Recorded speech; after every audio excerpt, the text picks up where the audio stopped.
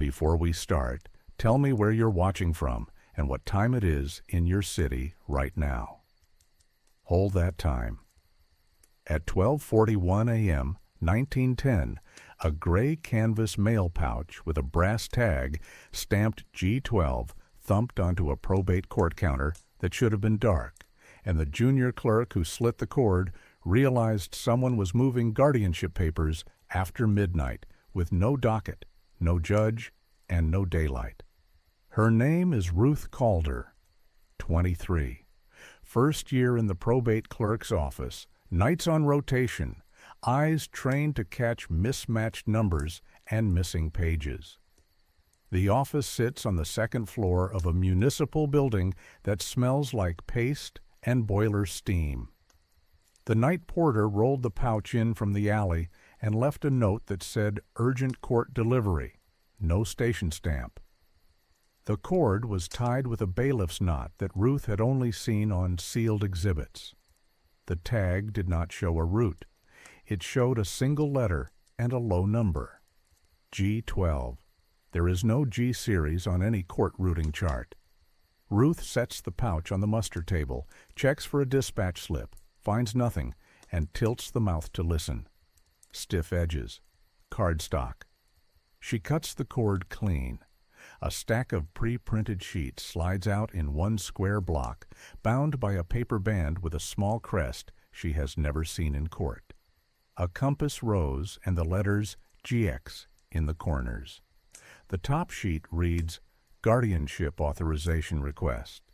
Beneath the title sit fields that do not belong on any form she knows. Age, parish, lodging sponsor, labor sponsor, settlement house reference, and a line titled Placement Preference. At the bottom sits a fee grid in 4 columns with language that makes her stomach tighten. Expedite, review, courtesy, and appeal with sponsor waiver. The numbers are not court fees. She flips the page. A typed instruction sheet sits under the first form. Acceptable proofs, letter from a pastor, voucher from a company boarding manager, physician note, and a certificate from the Improvement Bureau. Disqualifications, unsigned lodgers, delinquent rent, prior removal to a charitable home, or a dismissed charge. The last line is bold. All decisions final. Appeals require sponsor.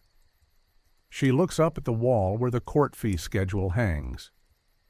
No such language exists on any document the judge signs. The first form in the stack is already filled.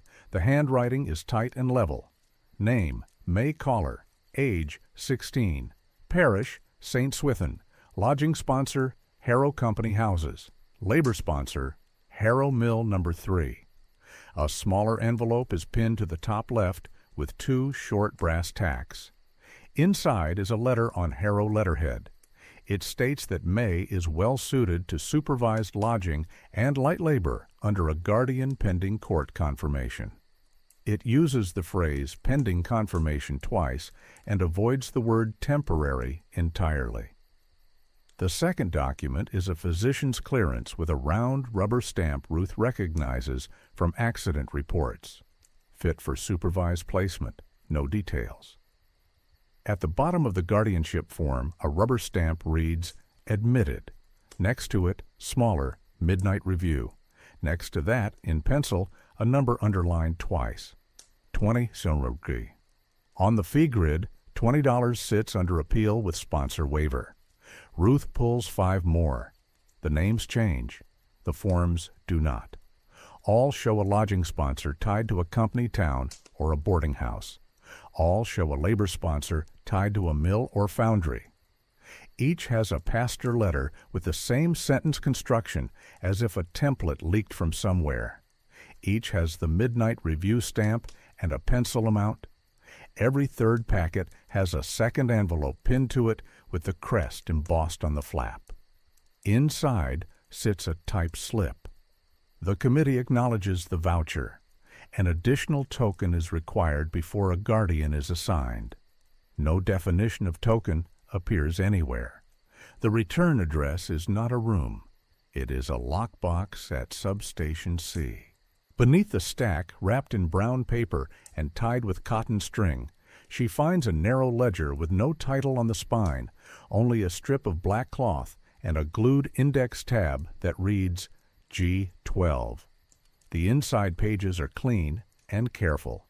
Serial numbers run down the left margin, G12-001 through G12-100. Columns follow: name, status, bond, echo, notes. Ruth reads 4 lines and stops at the 5th. Under bond sit sums that match the pencil amounts on the forms. Under echo sit marks that are not numbers. Some entries have a small cross, some have a small circle. Many are blank. In the notes column, initials appear where there should be docket citations: TQ, RWB, CC. Next to 3 names from the same parish, the echo column shows crosses. Next to 2 names from Harrow houses, the bond amount is doubled, and the notes column reads courtesy. Ruth checks the clock. 12:49 a.m. The supervising clerk is asleep 2 doors down, with a nightcap over his eyes and a legal digest open on his chest. She does not wake him. She is trained to document before she argues. She opens the next envelope. Name: Joseph Liska. 15. Labor sponsor: Rail Siding Crew. Lodging sponsor: Company Bunkhouse, East Yard. The physician's slip is a carbon copy of the one in May's packet, right down to a tiny ink flaw in the stamp ring. The pastor letter uses the same phrase free of nocturnal associations. The bottom of the form carries a stamp that reads, "Temporary custody proposed." No such stamp exists in the court supply chest. She checks the inside of the pouch again for a routing card. Nothing. She studies the brass tag. Below G12, someone scratched 3 letters small: RWB. The scratches are too careful to be accidental. She has seen those initials on a yard foreman's timesheets. R.W. Brogan. He signs the coal deliveries that make the courthouse hot. The outer door clicks. A man in a long coat steps into the hallway with the posture of someone who expects rooms to open. He looks at Ruth, and then at the pouch, and then at the clock.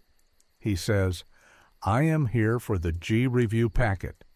He says it softly, like it is a favor, not a theft. Ruth says, "You're here after hours for a thing that does not exist on our docket." "What is the G series?" He tilts his head half a degree as if weighing her rank against his need to hurry. He says, "Guardianship Exchange packets move on the night cycle, so the day judge is not burdened with preliminary steps." He smiles like it is a kindness. Ruth sets the ledger on the far side of the table where his hand cannot reach it. She says, "The day judge signs every guardianship in this county.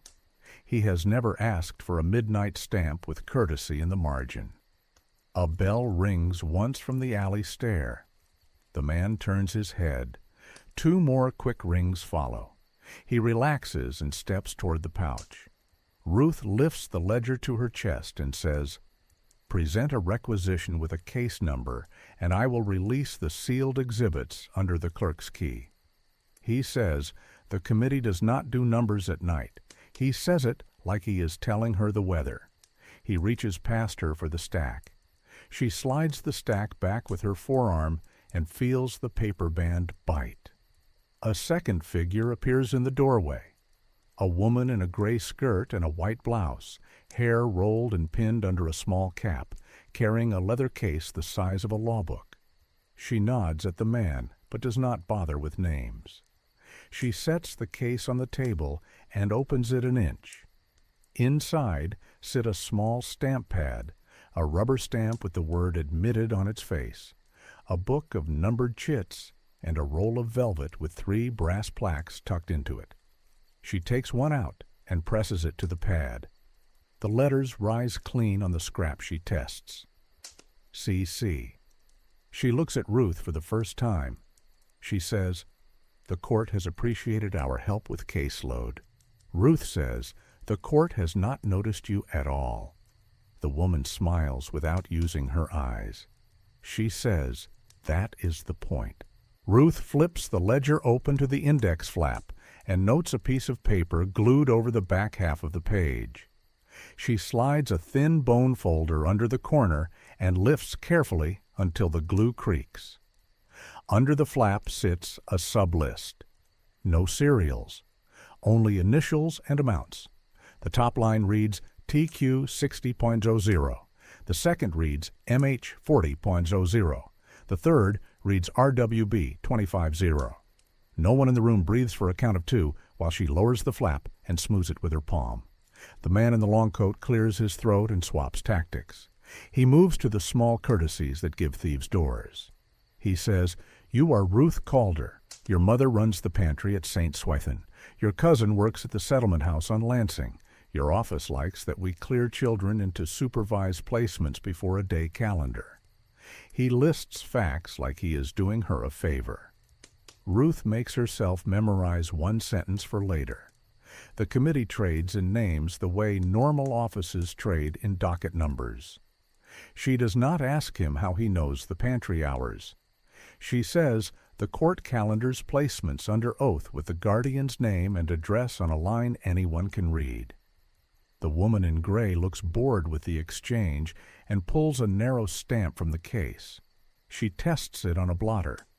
The impression lands slightly low and left, the way a man with a worn wrist drops his hand when the rubber hits paper. Ruth files it in her head as a tell. The woman says, "We have 3 pickups before 2 and a sleeper car with a courier who does not wait. If you want to stand between the city and order, stand. If you want to hand me the packet and sleep, hand it." The room waits for Ruth to blink. She does not blink. She says, "Who signs as guardian?" The man in the coat says, "The committee assigns a sponsor who stands for the guardian until the judge signs." The words are engineered to sound harmless. Ruth hears what they do. The sponsor stands for the guardian means a mill foreman or a house matron holds the legal authority until the day court catches up, if it ever does. She turns the May Kohler form over. On the back is a receipt line. Bond received. Return upon decorum. No mention of the child. No address for the guardian. Only a lockbox number to return the receipt to. A third knock sounds from the alley. 2 short, 1 long. The man in the coat says, "Our ride." He steps toward the pouch. Ruth steps into the space between him and the table and speaks the only phrase that will slow people like this down. Audit hold. She says it the way the senior clerk says stop when a lawyer hands in an affidavit with a name spelled 2 ways. She takes a pencil and writes on the top form in block capitals. Evidence hold pending audit. She writes the time. She writes her name. She writes the pouch tag number, G12. She writes the scratch she saw, RWB. The woman in gray closes the case and slides it under her arm. The man inclines his head as if to say, "We will come back with someone who outranks you," then turns to the door. Ruth says, "If you walk with that pouch, I will call the rail shack and ask why a sleeper car is scheduled for a committee that does not exist, and I will call the exchange and ask why party line operators are routing late calls to a private office." The man stops with his hand on the frame. He looks at Ruth, really looks, for the first time. He says, "You have made a choice." She says, "I have made a record." They leave. Ruth waits until their steps fade and then moves fast. She ties the pouch mouth with twine, slips the ledger spine under her coat, gathers 3 completed G forms, and drops the rest into the safe with a handwritten slip under the latch. Misrouted packet. Audit hold. She flips the courthouse master key off its hook, locks the safe, and turns the dial twice. She takes a carbon sheet from the supply drawer and rubs the glued flap page in the ledger until the hidden initials and amounts rise faintly. She tucks the rubbing into her apron. She needs 3 things before 2 o'clock. She needs the exchange to confirm the routing. She needs the yard shack to admit a sleeper stop. She needs a name from the settlement house that matches a face on one of these forms, so this is about a person, not just a system. She picks up the telephone and asks the overnight operator to route her to the party line desk. Liza Bell answers with cords already jacked and a pencil behind her ear. Ruth gives her 2 facts and a time. G12, 3rd floor above the tailor on Ransom Street. 2 rings and a long. Liza goes quiet for a beat and then says, "They told us to route G-line calls through a city extension last month." She does not say who told them. She says, "If you want the line to live on paper, call now. I will copy it." Ruth hangs up and writes 3 names in block letters from the top of the stack. May Collar, Joseph Liska. 1 more, a pastor's letter from a different parish, Lena Markoff. She writes the serials beside them, G12043, G12044, G12052. She writes Harrow Houses, East Yard Bunk, Settlement House, Lansing. She writes Echo with a cross next to 2 and a circle next to 1. She does not know yet what the symbols mean. She will. She takes the alley stairs 2 at a time, cuts across Lansing Street to the settlement house, and bangs the side door knocker with the flat of her palm. A tired woman in a dark dress opens with a mug in her hand and the look of someone who has answered too many doors for 1 lifetime. Ruth shows her the first page only, no back, no fee grid. She covers the pencil number with her thumb and asks if the names match faces. The woman scans, nods once at May, once at Joseph, and frowns at Lena. She says Lena has a cousin at the exchange and writes letters when people cheat. Ruth points at the echo column on the ledger and thinks she sees the first reason the marks are not random. She thanks the woman and turns back toward the courthouse. The street is quiet in the way streets go quiet when something heavy is rolling 2 blocks away. At the far end, a sleeper car lantern swings low by the siding. A man with a leather case walks along the platform and checks a watch. Ruth touches the ledger under her coat and the carbon rubbing in her apron. She does not know yet which door is going to open when she gets back upstairs. She does know what she is going to write on the next page she fills before 2. Names, times, and which stamp lands crooked when a hand gets tired. Ruth does not wait for permission. She calls the party line exchange and asks for the desk that logs after midnight reroutes.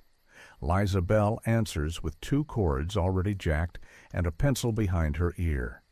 Ruth gives only what matters. G12, 3rd floor over the tailor on Ransom Street. 2 short rings, then 1 long. Liza says the G line has been routed through a city extension for a month, under caseload relief. She does not say who signed it. She pulls a blank card, reads Ruth the originating numbers that hit the board between 12:30 and 1, and copies them as she speaks. 1 is the Annex Hall. 1 is Harrow Company Houses. 1 is an internal number at the Improvement Bureau. Liza says she can hold any new G call on a training loop for 60 seconds if Ruth wants it to exist on paper. Ruth says hold it and log the time. Ruth crosses to the rail yard office. The shack window is cracked an inch. The yard ledger is open to car movements. The nightman dozes with his hat over his eyes. Ruth slides the window higher, steps in, and turns the ledger so the light hits it. Scheduled. Sleeper stop, 1:55 a.m., private committee review. The line is written in a tighter hand than the rest, as if added after the fact. She flips the book back 1 page. Same ink names the ladder boss as RRW. Brogan initials RWB by the margin. She writes the line number and time on her own card. The door creaks. A courier in a dark coat with a strap case pauses on the threshold, sees the ledger, and weighs questions against speed. Ruth asks him one that sounds like a formality and is not. When a hold sits on a packet with a sponsor chit, who lifts it? The courier answers by habit, the man whose initials mark the chit or the one who keeps the green lamp key. He catches himself too late. Ruth thanks him and steps aside. He does not enter. He leaves with his case and his eyes on the siding. Back at the probate office, Ruth spreads the 3 G forms she kept and the ledger on the muster table and starts building a map the way she was trained. Center column, names and serials. Left column, lodging sponsors. Right column, labor sponsors. Beneath, a column for proofs, pastor letters, physician slips, settlement vouchers. Twice the same phrase appears in pastor letters from different parishes. Free of nocturnal associations. The rubber ring on 2 physician slips has the same nick at 2 o'clock. She places those slips side by side and notes the nick on the margin. She checks the top corners of the forms. All 3 carry a tiny pinhole in the same place, like they were stapled with brass, and then the staple was removed. She pulls the probate docket index from the shelf, the book that lists all guardianship orders by volume and page. She looks for May Caller. The docket shows no May Caller.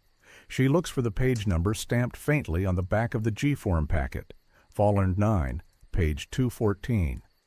The real docket, Vollern 9, skips from page 213 to 215 because a page was cut out years ago, and the omission is marked with the judge's initials. It is not 214. Someone chose a number they thought no one would check. Ruth turns to Vollern 7 at random. Pages are soft from use. Brass staples hold old exhibits in place. The court uses steel staples now. Whoever prepared the G-forms still uses brass. She files it as a second tell. Footsteps in the outer hall. The supervising clerk appears in his nightcap and stops when he sees the table. He starts to scold, sees the fee grid with courtesy and appeal with sponsor waiver, and swallows the scold. He says the judge never authorized any midnight review, and the court does not sell speed. Ruth asks for the audit key, and the blank evidence hold slips. He unlocks the drawer without argument. He says, "Be precise." Ruth picks up the telephone again and asks Liza to patch her to the Improvement Bureau. A clerk answers with a voice like a file drawer. Ruth gives him a request line by line, names, serials, and whether any settlement vouchers were issued for those names in the last week. The clerk checks a box and returns 1 match for May Caller, none for Joseph, none for Lena. He says the May voucher was endorsed by a visiting committee sponsor 2 nights ago. Ruth asks for the sponsor's initials. He hesitates, then reads the card carefully. TQ. Ruth writes TQ next to the 60-0 entry under the glued flap rubbing. This is where we ask you to do the thing that keeps this series alive. If you want us to drag these records into daylight, subscribe and drop your city and exact time right now. It tells the system to bring you back for the moment we open the lockbox, and it tells us which city will need this playbook next. She leaves the courthouse again, this time to the annex hall. The door is on a latch. A lamp throws a slow circle on the worn stage. 4 chairs sit under a banker's lamp. A bell rope hangs in the corner.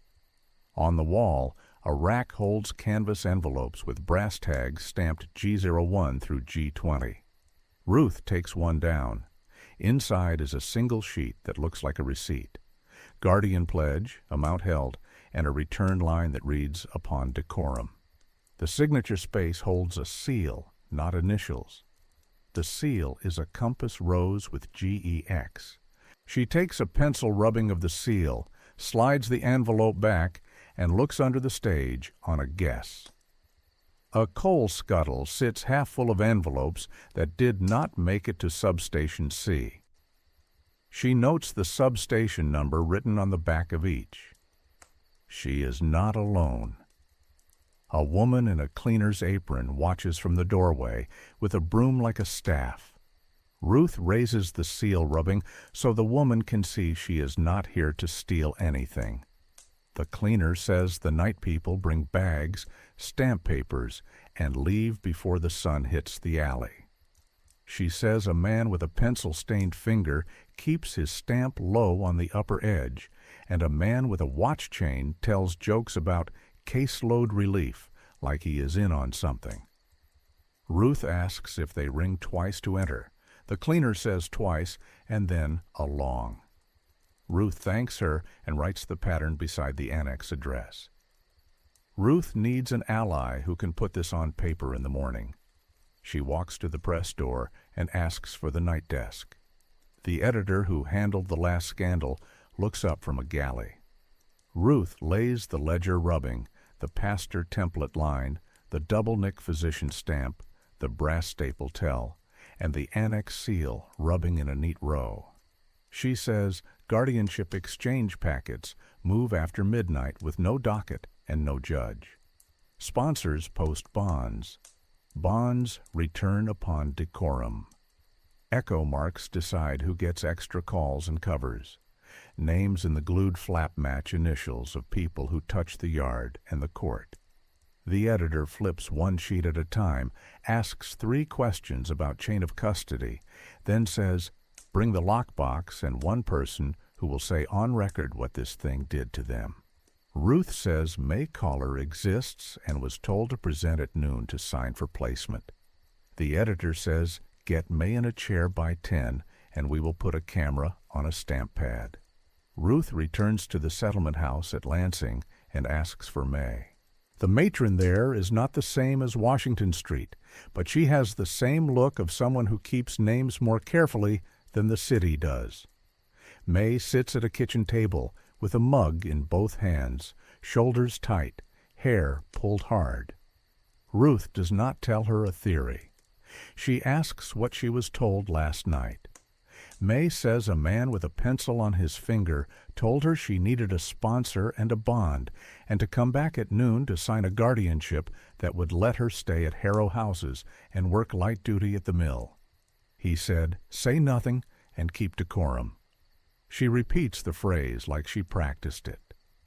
Ruth lays the G form where May can see the admission stamp and the handwritten 20 words. May puts her finger on the pencil line like it might move.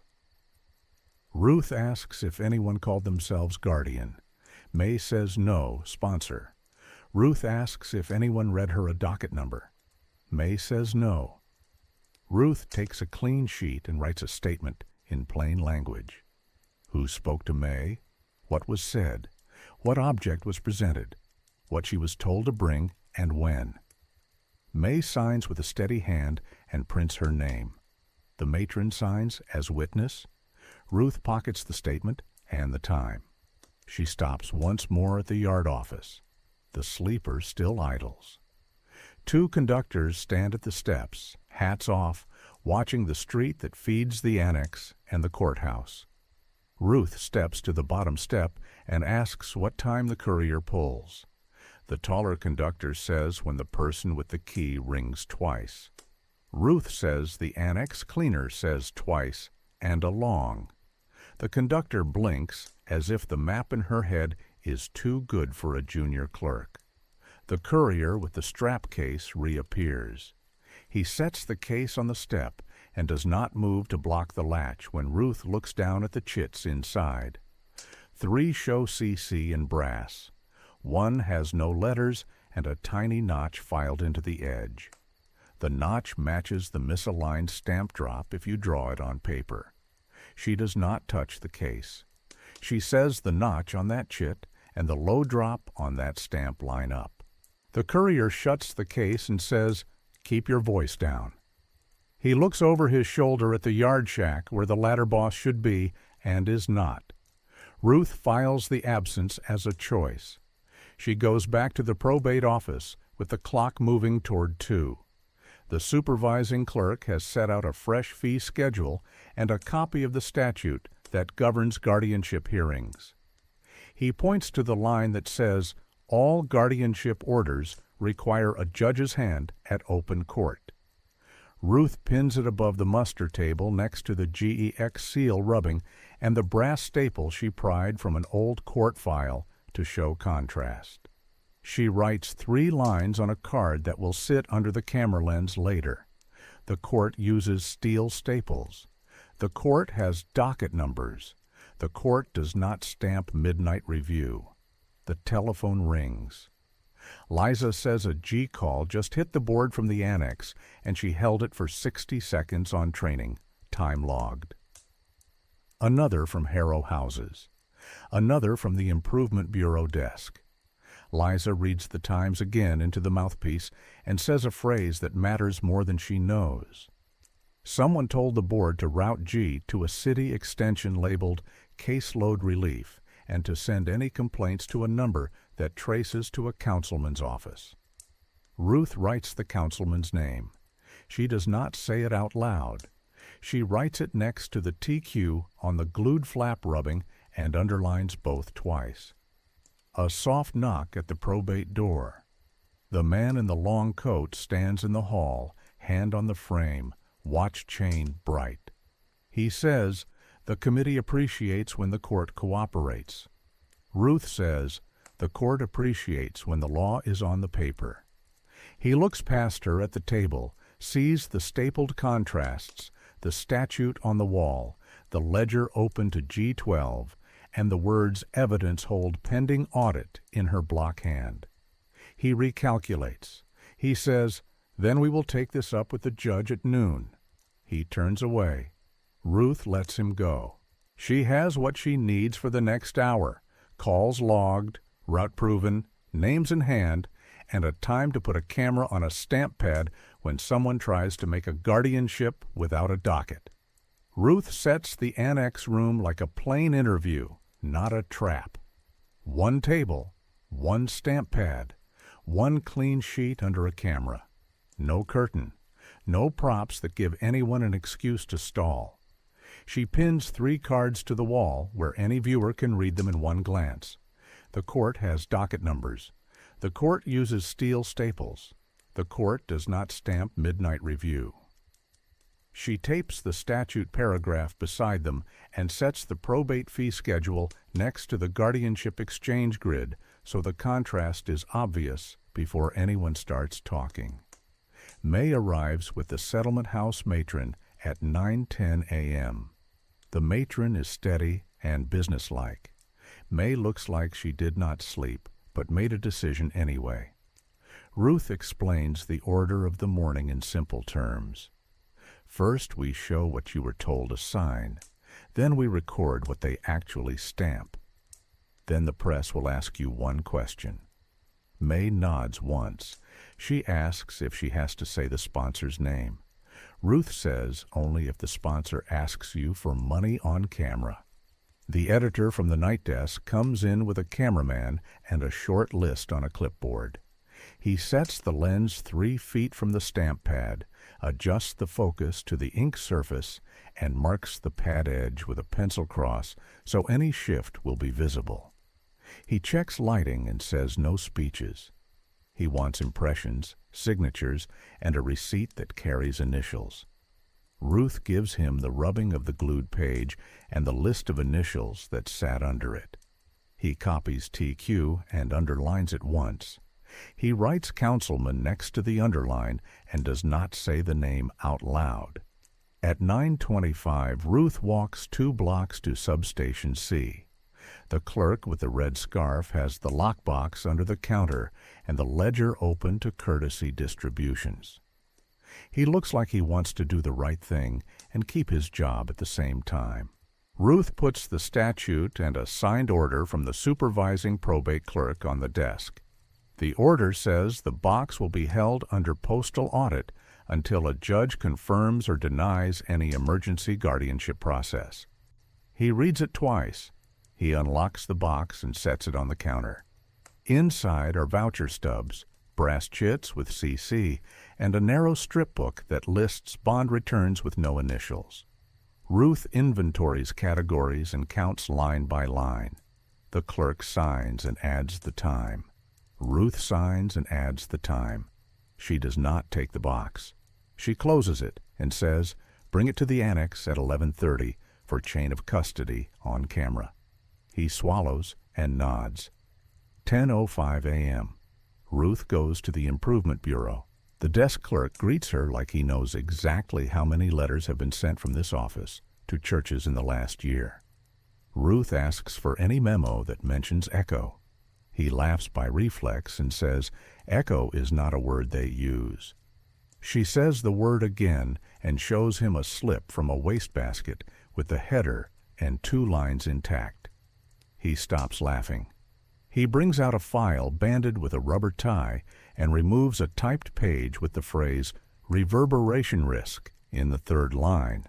Triggers include pastor with newspaper friends, prior written complaint about mill rule, family member at post or press. The clerk says he never saw the page before today and signs a note that says so. Ruth takes a copy under a stamp that says "Release to Audit." The clerk keeps the original. Everyone in the room keeps their job 1 more hour. 10:40 a.m. Ruth circles back to the rail yard. The sleeper car still idles. The conductors watch the street with hat brims low.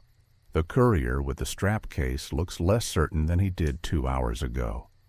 Ruth asks him for the sponsor initials on the packet tagged for the annex pickup. He does not answer. She does not repeat the question. She asks where the packet goes if no one lifts the hold.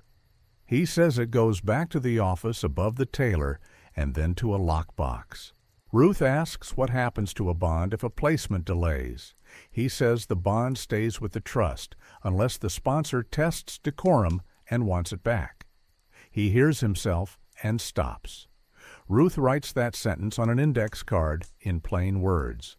Bonds stay unless the sponsor forces a return. 10:58 a.m. Back in the annex room, Ruth lays out 3 exhibits on the table where a sponsor cannot claim he did not see them. Exhibit A, a G form with midnight review and a handwritten 20 on juror. Exhibit B, the court statute requiring a judge's hand at open court. Exhibit C, the Substation C notice that the lockbox is under audit hold.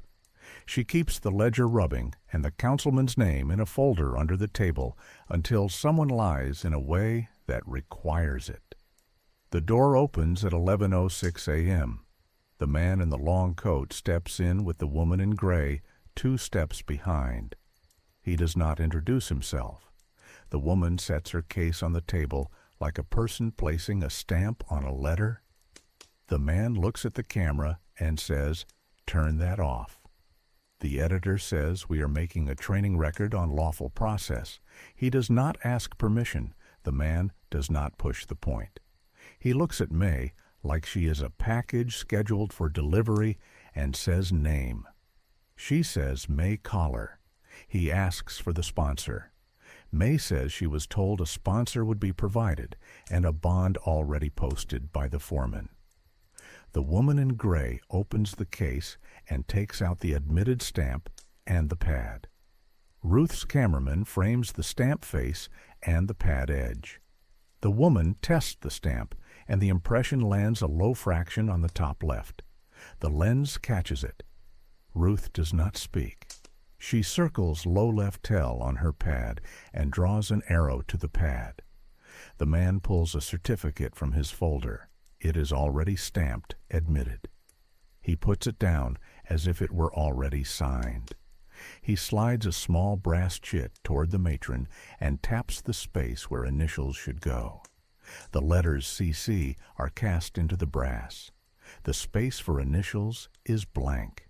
The matron asks for a receipt that lists the bond amount and the initials of the person who took it.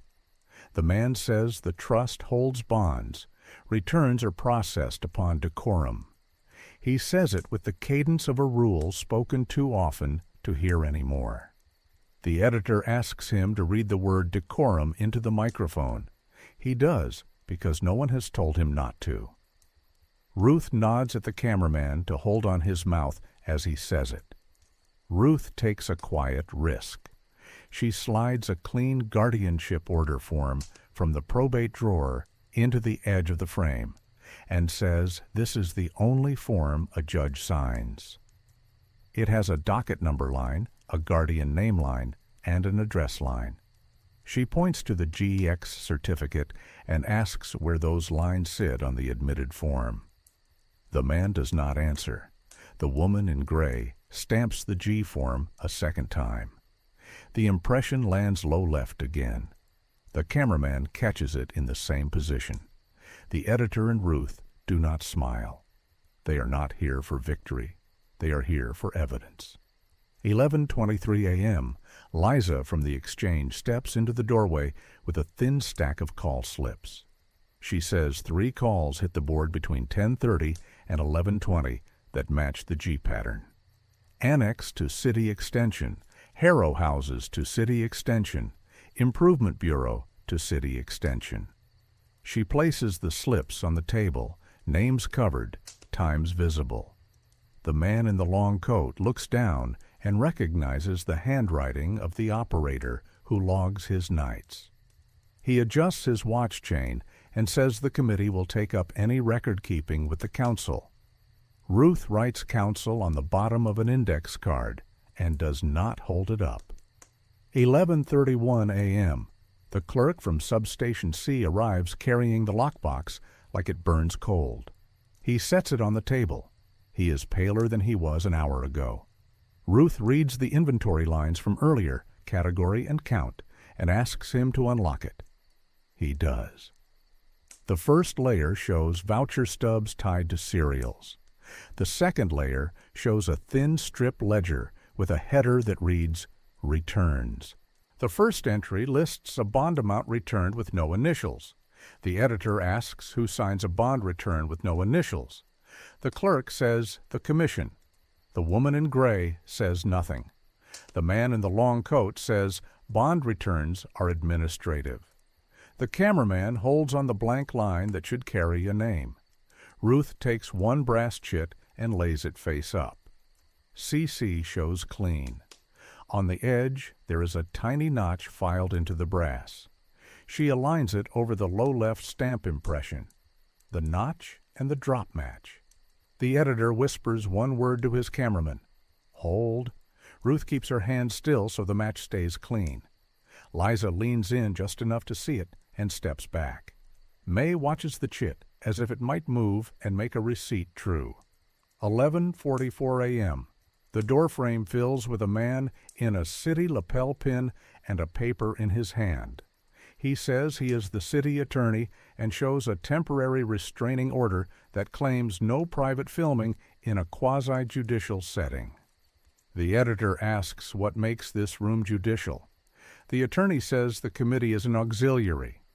The editor points at the statute on the wall and at the card that says the court has docket numbers. The attorney shifts to a different argument. He says the publication will prejudice any review. He reaches for the camera. The patrolman behind him does not move because he knows cameras are evidence in rooms like this more often than they are interference. Ruth takes the glued page rubbing from her folder and places it beside the lockbox ledger. TQ 60 00, MH 40 00, RWB 25.00. The attorney reads the initials without letting his mouth show he has read them. The editor asks if TQ denotes the councilman's initials. The attorney says initials are not proof. Ruth places the councilman's extension number from Liza's slip beside the rubbing and writes the time of the annex call. The attorney puts his palm on the table and says the city will convene an emergency panel at 3. He asks for the lockbox to be transferred to city custody. Ruth says it is already under postal audit hold with signatures. She taps the line with the clerk's name, her name, and the time. The attorney looks for a seam to pry and does not find one. 11:57 a.m. The man in the long coat tries to salvage the scene. He slides the admitted certificate toward May and says signing now will ensure she keeps lodging and work. He says the judge will bless it at noon. The matron puts her hand on the certificate and says nothing. Ruth says the judge signs orders in open court with a docket number and a guardian's name on the page. She asks the man to name the guardian. He says, sponsor again. Ruth keeps her voice level and says, sponsor is not a guardian in this county. The cameraman holds on his face until he looks away. Noon approaches like a train you can hear before you see it. The hall outside the annex fills with footsteps. The editor checks his watch and signals the cameraman to roll a fresh reel. Liza moves to the door to spot who is coming. The clerk from Substation C closes the lockbox but keeps his hand on it. May holds her hands in her lap and does not look at the certificate. The woman in gray sets the stamp down flat and picks up a small seal. The man in the long coat straightens his tie. The city attorney folds his order and tucks it away. The judge's messenger appears in the doorway with a sealed envelope and a court seal. He looks from Ruth to the man in the long coat to the camera. He says the judge has issued a noon order regarding any after-hours guardianship processes. He hands the envelope toward the center of the table. No one reaches first. The judge's messenger holds the envelope between finger and thumb. Ruth breaks the seal and reads the order aloud so the camera captures every word. Effective immediately, any guardianship process initiated outside open court is suspended. All packets, chits, and ledgers bearing GX marks are to be held under joint custody of the probate clerk and the postal inspector. Any sponsor or city office collecting bonds must produce a docket number or return the bond in full. It is signed with the judge's hand, time-stamped noon.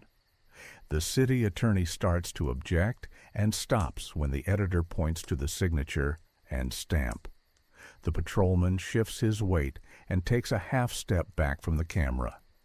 The man in the long coat reaches for the admitted certificate, and Ruth slides it out of his grasp with the flat of her palm. She does not keep it. She hands it to the matron and asks her to place it in the lockbox.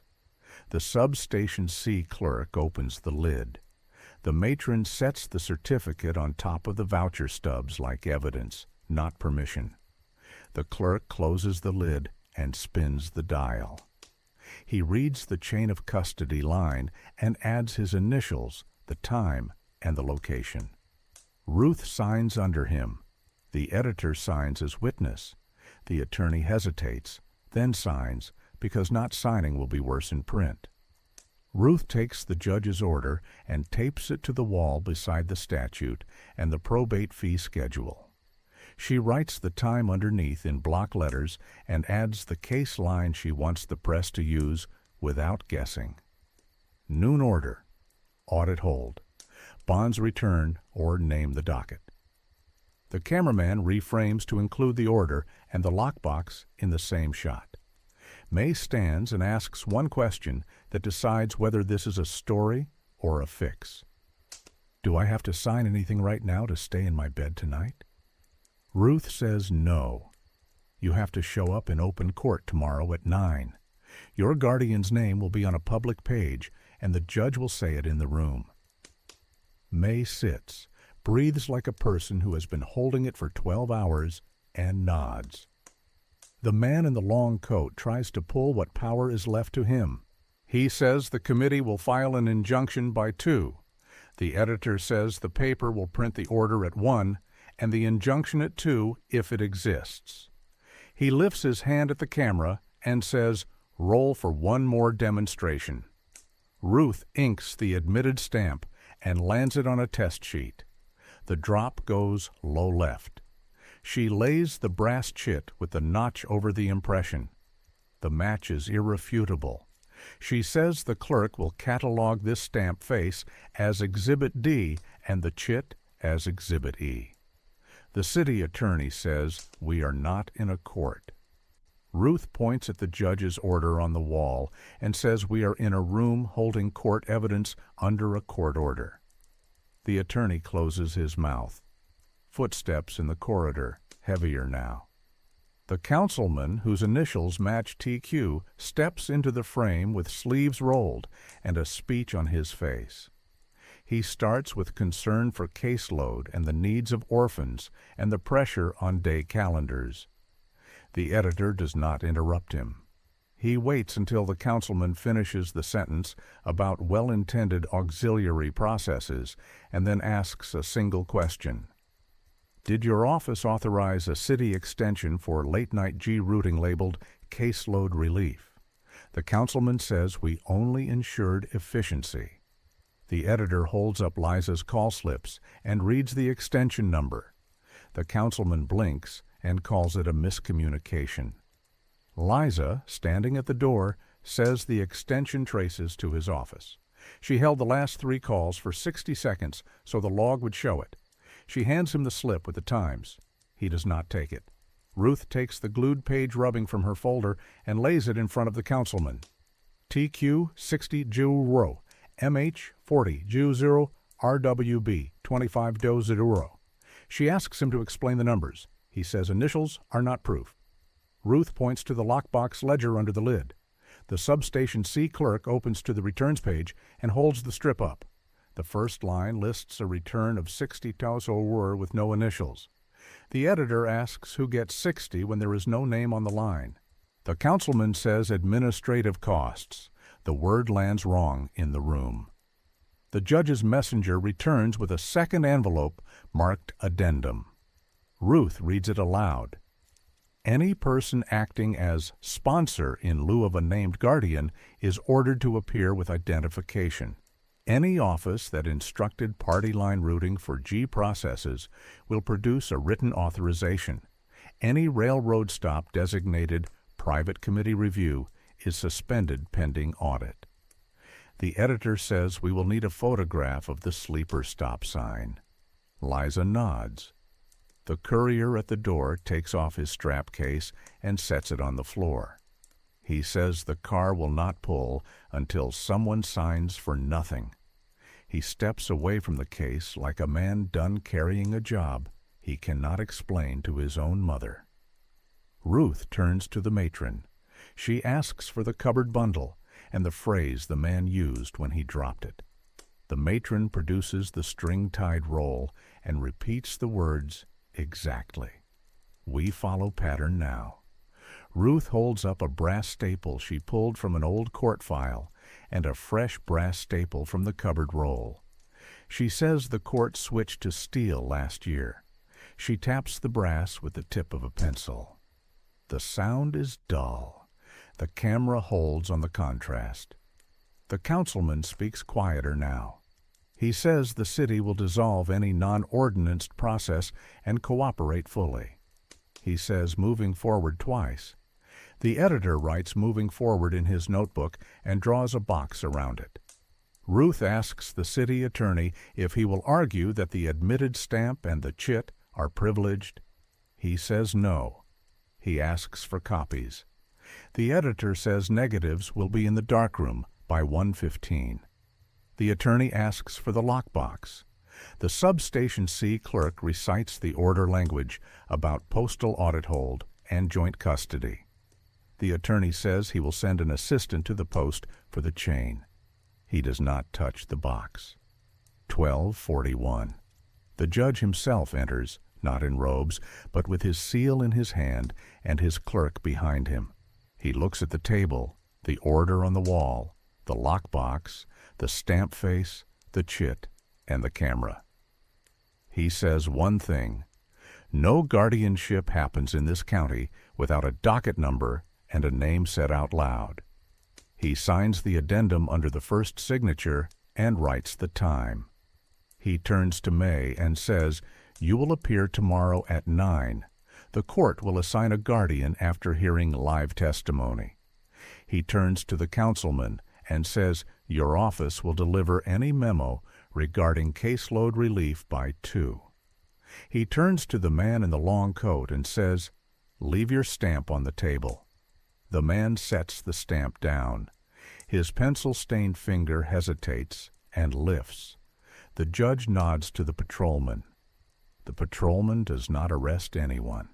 He simply stands until no one moves toward the stamp again. The judge leaves. The room exhales. The editor says we are going to press.